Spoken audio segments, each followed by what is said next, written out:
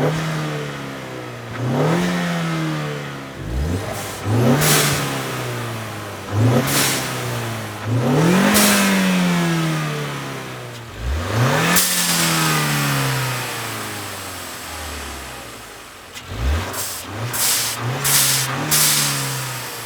Turbosmart Kompact Shortie dual-port blow-off valve will be a great option for all the 2015 and newer EcoBoost Mustang owners out there who are looking for an aftermarket option to support more boost and prevent compressor surge, but realistically just want to make a little bit more noise when compared to your factory bypass valve. Now, the Turbosmart will be a vent-to-atmosphere blow-off valve that will not require a tune and can be had for just north of $200. So in my humble opinion, most EcoBoost owners are going to be interested in the Turbosmart blow-off valve because of the sound it makes, rather than the functionality it will add in. There's really nothing wrong with that, as it's your car. You can mod it however you want. However, if you were interested in this thing from a functionality standpoint, here are a few of the benefits that you can expect. First up, strength. Now, the factory bypass valve is made from plastic, which can crack over time or with elevated boost pressure. The Turbosmart here, on the other hand, is going to be made from aircraft-grade aluminum and has been tested to over 40 psi, which realistically is far more than most EcoBoost owners will ever see during their ownership. Secondly, the Turbosmart option here will also help prevent premature boost venting, which will not only hurt your spool time, but also your total power capabilities by preventing that boost from bleeding off from a damaged or malfunctioning stock bypass valve. And guys, last but not least here, a failing blow-off valve or bypass valve can lead to what is called compressor surge, which can also do damage to your factory or aftermarket turbo. But functionality aside, again, the big draw here, I feel, for most owners will no doubt be that cool blow-off valve sound that some owners might be after, which, as you guys heard from our sound clips, is a bit louder than stock without being confused as an extra from a Fast and Furious movie.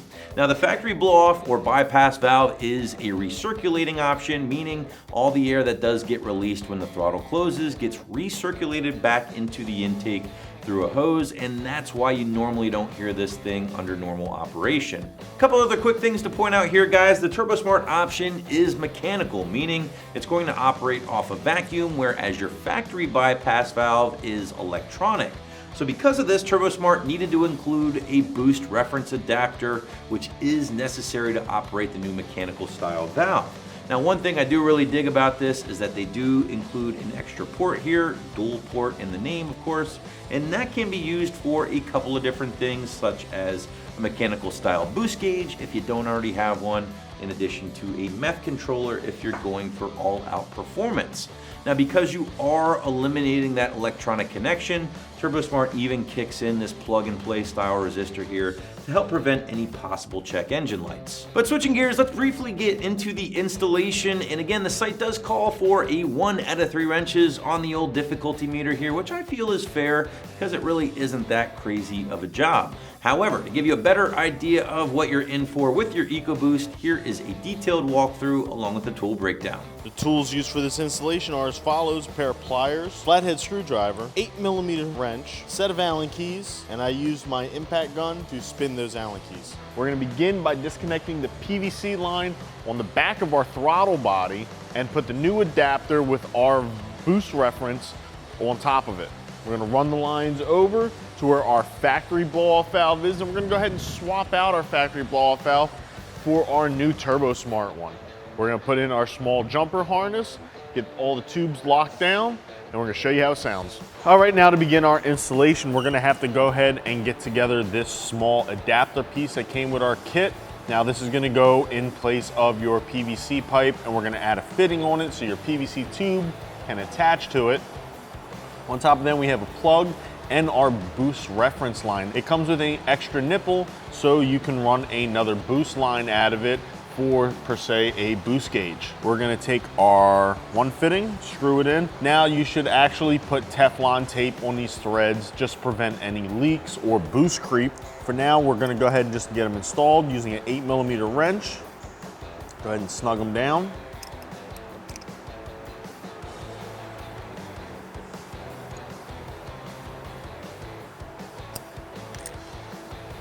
And for our last one, we're gonna go ahead and put this plug in. Tighten it down with our 532's Allen key. All right, now we're ready to go ahead and get this installed on our PVC fitting behind our throttle body. All right, now what we're gonna do is come down here. We're gonna go ahead and pop this clip back and pull our PVC line. Push in the little black button, pull our PVC line up. Now we're gonna have to cut this hard line right here before this fitting. Now you're not gonna just cut it straight down and off because you need the barbed end. We're gonna put a small slice in the line and pull the line off, put our new fitting on here and our new rubber line on here to make up the difference. Now just take a knife and very carefully go ahead and cut that line. Next, we're gonna take our fitting that we got together earlier, slide it down over our PVC line, and secure it with a clip supplied in the kit. Next, we're gonna take this small rubber hose that comes in the kit, slide it over this fitting here. Then, with the small worm clamp that came in the kit, we're gonna go ahead, slide that over and put it on the fitting on our new PVC fitting. And we're gonna tighten that up using a flathead screwdriver or a 7mm. All right, with our flathead screwdriver, we're gonna go ahead and tighten this clamp down. All right, we're gonna take this silicone hose supplied in the kit and slide it over the other fitting on our adapter and secure it down with the spring clamp. And we're just gonna go ahead and lay that across our engine for now. All right, next we're gonna go ahead and get our intercooler pipe that comes out of our turbo into our intercooler off so we can go ahead and change our blow-off valve. Now, this isn't necessary to change it. You can change it while it's in the car, but to make it better for you to see at home, we're gonna go ahead and pop this out. All right, and we're gonna go ahead with a flathead and take off this clamp. And pop that out. We're gonna come all the way down here and take off the clamp on the lower one. With our lower clamp done, we can go ahead and slide the pipe out of there, but it's still attached to this recirculation tube, so we're gonna go ahead using pliers, open that clamp up. Next, we're gonna have to unplug this plug here, and that's where our small jumper harness will attach to. Now let's go ahead and get this pipe over to the bench, and we'll swap out our blow-off valves. We're gonna go ahead and remove the 3 M6 Allen screws that are holding our factory blow-off valve into place, and we're gonna use those to attach the new one.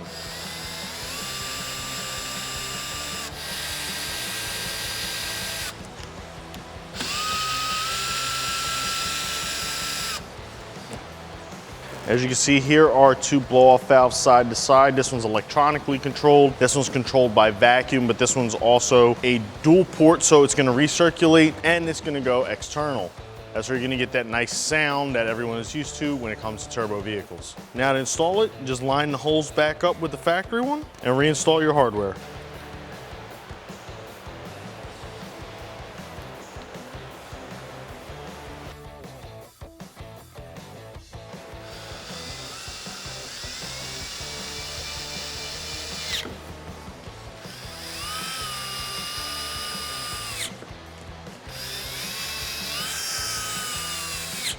All right, now let's go get this installed back in the car. Now we're gonna go ahead and get this little jumper harness installed before we get our intercooler pipe back in. Now this just goes in place where your factory blow-off valve is plugged. And that's it. Now all you gotta do is zip tie it up to the rest of the harness and you'll be good to go.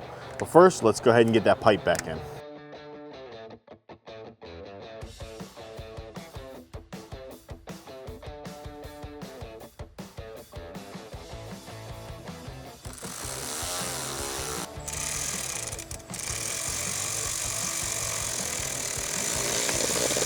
Next, we can go ahead and take our silicone line that we installed earlier. Go ahead and install that on the fitting on the front of your blow-off valve, or on the top of it. All right, now go ahead and just zip tie your lines out of the way and run them how you see fit. Go ahead and put your engine cover back on if your car is still equipped with it. For more parts and videos like these, make sure you visit us at AmericanMuscle.com.